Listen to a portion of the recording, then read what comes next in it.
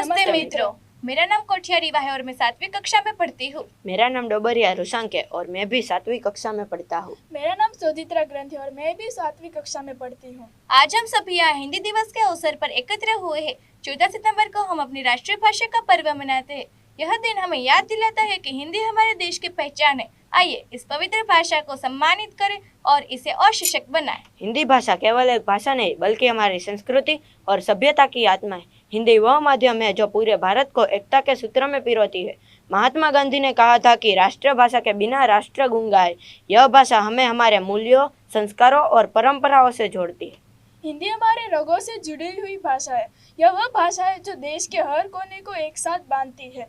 हमारे पहले राष्ट्रपति डॉक्टर राजेंद्र प्रसाद ने कहा था, हिंदी ही भारत को एक सशक्त और मजबूत राष्ट्र बना सकती है। हमें गर्व है कि हम हिंदी बोलते हैं और उसे समझते भी हैं। हिंदी है हमारी राष्ट्रभाषा, इसकी गोद में पलती है हमारी आशा। गंगा की धारा से पवित्र है यह, यमुना के जल से शीतल है यह। सदियों से भारत की पहचान है हिंदी, हर दिल और धड़कन की जान है हिंदी। यह वह भाषा है जिसमें तुलसीदास की रामायण गाई गई। यह वह भाषा है जिसमें प्रेमचंद की कहानियां सुनाई गई। हिंदी वह धरोहर है जो हमें हमारे अतीत से जोड़ती है और हमारे भविष्य का मार्ग प्रशस्त करती है। कभी गोस्वामी तुलसीदास की चौपाइयों में, कभी सूरदास की रचनाओं में हिंदी ने हमें हमारी संस्कृति से परिचित कराया है। यह भाषा हमारी धरोहर है। इसे सहेजना हमारा कर्तव्य है।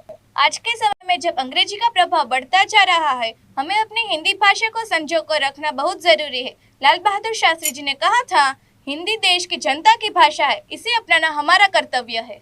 हिंदी केवल एक भाषा नहीं, यह हमारी संस्कृति का वाहक है। यदि हम हिंदी को छोड़ देंगे तो हम अपनी संस्कृति से भी दूर हो जाएंगे। यह हमारी जिम्मेदारी है कि हम अपनी आने वाली पीढ़ियों को भी हिंदी से परिचित कराएं।